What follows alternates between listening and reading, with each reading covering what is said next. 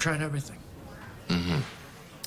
Pulling the tongue, ice packs on the throat, hitting yourself, the groin pinch.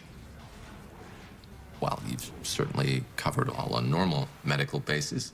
How are you hitting yourself, though? Is it an open hand or fist? Well, that's how they teach it at Harvard Med. How hard, though? I'm sorry, I missed that. Could you do that again? That's very good. It's hiccups. I need to speak with you now.